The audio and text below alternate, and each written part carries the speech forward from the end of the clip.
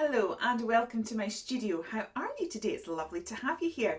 So it is the first Monday of the month, which means it's time for a Crafting Together with All Brands collab. So exciting times, loads of inspiration to be had. So with the nights drawing in and it feeling very crisp and wintry, we thought the theme of a night sky or a winter sky could be really fun to play with. I genuinely cannot wait to hop along and see what everyone has created. For me personally, this is the perfect opportunity for me to go galaxy. I love creating galaxy effects. They're really easy to do and they have such an impact. They definitely have the wow factor, and honestly, anybody can do it. So I am going to take 3 different approaches to that today. I'm going to look at creating galaxy with watercolor, creating galaxy with your alcohol markers, and creating a galaxy effect with acrylic paints. So without further ado, let's just get started. So I am starting off with some Dolly Dimples mixed media card, and I am taping this to a glass mat, and that's just to try and help it not to work too much, because I will be using quite a lot of water, because that's just the way I like to paint galaxies. So I'm going to get that all taped up, and then the first thing I do is just spritz the card with water. I find that that helps to give me much more movement in the paint, and it just allows the paint to do its own thing, and I think that's probably the biggest secret. Don't be scared, just slap on the paint and let the paint do its thing. Watch it just move around the page because we have the water there. As you can see, I'm not putting much thought into this. Normally when I paint galaxies, I do tend to sort of have my bright element right in the centre. So I've gone for my bright pink, and then I've pulled out blues and purples, and I'm gradually pulling that out. So I'm just going to add some more water here, and you can see that as I do that, the water really, the pigment moves into the water, and that's what I mean about letting the water do its thing. Now I am putting lots of colours on here, but it's all pinks and blues and purples, so they're all of the same family, and gradually as they mix together they'll just merge and those colours will work. We're not going to end up with mud. And then finally I just sort of darken the edges with paint. I do like a dark edge, so once the paint has dried, I then sort of emphasise that by adding some Distress ink in Black Soot, just to get those edges really nice and dark. And then finally the tape comes off and we get the reveal. So we're part way there, it's already looking good. So the next step is for me to get my beloved white pens out. I'm going to be using my Posca pen and my Uniball Signing pen. The reason being that they will both give different sized dots, and stars and things come in different sizes, so I think it gives it a more realistic look. So I'm going to put some of the Posca down first, and then some smaller dots, and literally I just keep dotting and dotting and dotting and dotting and dotting, and that will gradually build up that starry sky. So that's all complete, and then I'm just going to create little crosses, picking out some of those dots and turn them into crosses just to give sparkling stars. So we're going to stay with watercolour here, but I'm going to look at different ways of sort of building a scene using the same techniques, or adding a moon.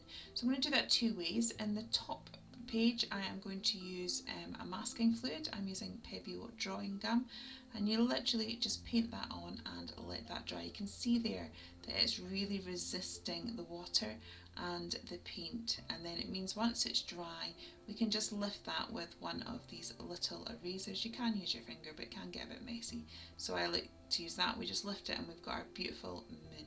The other way we can do it is to do a full bleached effect, and we can do that just by adding water and just sort of activating or agitating it and lifting it. Now in this instance I had let it dry quite a long time, so I was struggling to get it to lift.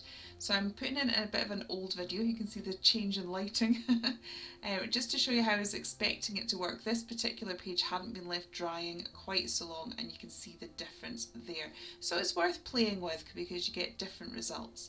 If the same thing happens to you as happened to me, don't fret, there are fixes. And in this case what I am doing is just adding a little bit of watered down gesso just to emphasise that moon a little bit more. I got the similar look, but I just needed to put an extra step in. And again I have added some dots and little crosses to add some star detail, and we've got 2 different finishes there. So now moving on to our alcohol markers, I'm comparing normal card, or I use Express It card, and Yupo paper, which I've never really used before, so I found it very interesting. So again, I'm using the similar sort of setup that I did with the watercolours. I'm putting the pink in first, then I'm adding a whole load of purples and blues, and just gradually building it up, and I'm working towards having my darker colours on the outside. I just always like to work with contrast, and if you add dark colours it makes your brights look brighter, and just especially with Galaxy I do really like the edges to be nice and dark because I think it lifts the whole piece. So this is just me laying down a variety of different colours. It doesn't matter what alcohol markers you use, what order you lay them all down, it's just a matter of getting a bit of colour across the page. And as you can see, it's easy. That does not look great. It's like literally scribbling on a card. A child could do it. In fact, my daughter's done Galaxy Skies with me and she managed absolutely great. So I'm getting some isopropyl out. As you can see, I'm popping that in an egg cup. Be careful, you don't want to decant it into like a plastic tub. You could melt the plastic. And then I'm gradually just dotting little bits of that alcohol down, and as you can see, it is creating cells. I absolutely loved doing this with the Yupo paper. The reaction was much quicker, and I also found that I could blend the colours a little bit. I could kind of move them around. So this is my first time using Yupo paper. I'm absolutely going to be playing with it a bit more. I found it really, really addictive and I wanted to play with it a lot more than I did. So that will be one to come back to. But yeah, loving the fact that we've pretty much used exactly the same technique, just on slightly different papers, and they're looking really different. This stage that I'm at now, adding the alcohol, I normally do about 3 layers of this in total. I just find when you add cells within cells, it really makes a difference. I'm loving how different the Yupo paper is working. I loved how those cells formed so quickly. It was absolutely amazing. I'm just pointing out here some bits where it's looking a bit rough still. You can see the stroke marks of the pen. I fixed that just by dotting with my pen and then going over with the alcohol again. Just adding a few stars to the one on the Yupo paper. You can see it finished there. This one still needs some work, so I am just chopping it down. It's amazing how different it can look once it's got neat edges, and doing my black distress ink again, and that just makes it look a lot better. So similar to we did with the watercolour, I'm just going to show you how I would again make that more of a feature and add a moon. So I have just drawn a circle and I'm going to colour around the circle. Then do the alcohol step again, but I stay away from the moon because it's really easy for the alcohol to bleed into it, and then I would do that last, and I've got a tiniest amount and I'm going really gently around and just sort of spreading it so that the ink doesn't go into the moon.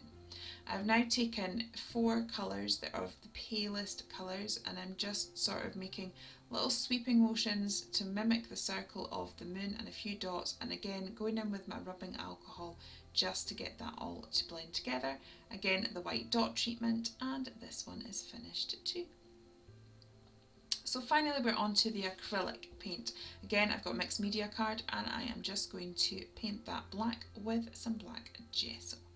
Once that's done, it is time to get myself a selection of gorgeous acrylic paints. I have gone for a few that are metallic because I just thought that would kind of add a little extra something when we get to the painting stage. I've also just got a plain kitchen sponge. This is going to be how I'm going to apply the paint, and I'm just cutting it into smaller sections.